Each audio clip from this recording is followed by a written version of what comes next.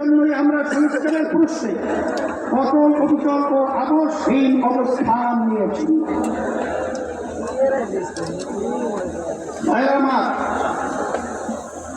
জুলাই অভ্যুত্থানের প্রধান লক্ষ্য ছিল দেশকে স্বৈরাচারের হাত থেকে রক্ষা করা, 54 বছরের জমা হওয়া জঞ্জাল দূর করা। অভ্যুত্থানের পরে সংস্কার কমিশন গঠন করা হয়েছে, আমরা মতামত দিয়েছি। এখন সংস্কার নিয়ে দ্বিতীয় দফা আলোচনা চলছে। আমরা লক্ষ্য করছি মৌলিক সংস্কারে কেউ কেউ দড়ি বসে করছেন। এটা জুলাইয়ের সাথে বিশ্বাসঘাতকতা। স্বৈরাচার তৈরি রাস্তা খোলা রাখা যাবে না। সংস্কার না করে নির্বাচন আয়োজন করে দেশকে আবারও আগের অবস্থায় নিয়ে যাওয়া যাবে না। রাষ্ট্রের মূলনীতি সহ সংসদের উভয় পক্ষে পিয়ার পদ্ধতি নির্বাচনের মতো বিষয় ঐক্যমত্য না হলে গণভোটের আয়োজন করতে হবে। ভাইয়া আমার, কথিত ফ্যাসিস্ট জুলুমের রাষ্ট্র তৈরি করেছিল,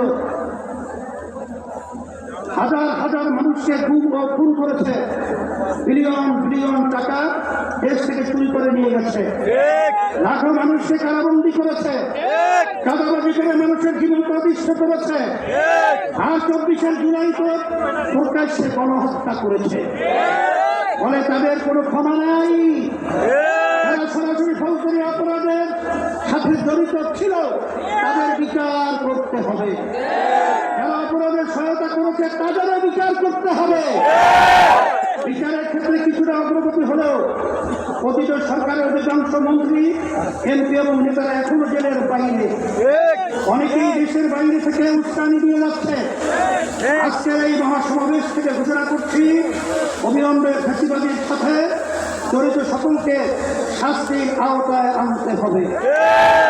আরেকটা কথা বলি, সুপ্রিম কোর্টে বিচারপতি নিয়োগ দিয়ে অতীতের মতোই বাতাসে নানা রকম কথা ভাসছে। আমরা আমাদের চোখ কান খোলা রেখেছি। যোগ্যদের বাদ দিয়ে যদি তথাকথিত স্বভাববদ্ধ রাজনীতিবিদদের নিয়োগ দেওয়া হয়, তা কারোই বা কারোর জন্যই সুকুমার হবে না। প্রিয় দেশবাসী, দেশের সকল মানুষের ভোটের দাম সমান। কারো ভোট যাতে অবমূল্যায়ন না হয় সেই ব্যবস্থা করতে হবে। তাই আগামী নির্বাচন সংসদের উভয় পক্ষে অবশ্যই পিয়ার পদ্ধতিতে নির্বাচন দিতে হবে। এটা যত শতাংশ ভোট পাবে সংসদে তাদের সেই অনুপাতি হারে আসন থাকবে। এই পদ্ধতিতে রাষ্ট্র পরিচালনায় সকলের মতের প্রতিফলন ঘটবে। কোনো দল জালেম হওয়ার সুযোগ পাবে না। এটা দিল্লির দাবি, এটা এখন জনগণের দাবি, দেশের অধিকাংশ রাজনৈতিক দলের দাবি, সকল ধর্মের মানুষের দাবি। আজকের এই মঞ্চ এটা আবারও প্রমাণ করেছে। হ্যাঁ আমার, আমরা বারবার রক্ত দিয়েছি কিন্তু সফলতা পাই নাই, কারণ আমরা প্রতিবারের নেতা ও নীতি বাছাই করতে ভুল করেছি। আমরা 54 বছরে অনেক দলকে দেশ শাসন করতে দেখেছি, কিন্তু ইসলামকে এখনো ক্ষমতায় নিতে পারি নাই। এবার ইসলাম পন্থীদের ঐক্যের ব্যাপারে বড় প্রত্যাশা তৈরি হয়েছে। আমি সকল ভোট এক পক্ষে আনার কথা বলে যাচ্ছি। আগামী নির্বাচনে শুধু ইসলামী দল শুধু নয়, বরং দেশ প্রেমিক আরো অনেক রাজনৈতিক দল এক পক্ষে নীতিতে আসতে পারে ইনশাআল্লাহ। যদি আমরা একত্রে নির্বাচন করতে পারি, যদি কার্যকর ঐক্য গড়ে তুলতে পারি, তাহলে বাংলাদেশে ইসলামপন্থীরাই হবে প্রধান রাজনৈতিক শক্তি। পরিচালনার দায়িত্ব আমাদের হাতে আসবে ইনশাআল্লাহ।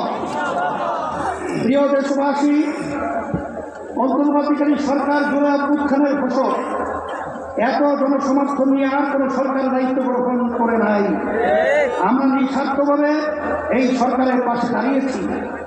সরকারকে বলব, সংস্কার, বিচার ও সুষ্ঠু নির্বাচনের যে অঙ্গীকার নিয়ে আপনারা দায়িত্ব নিয়েছেন সেই দায়িত্ব পালনে অবিচল থাকুন।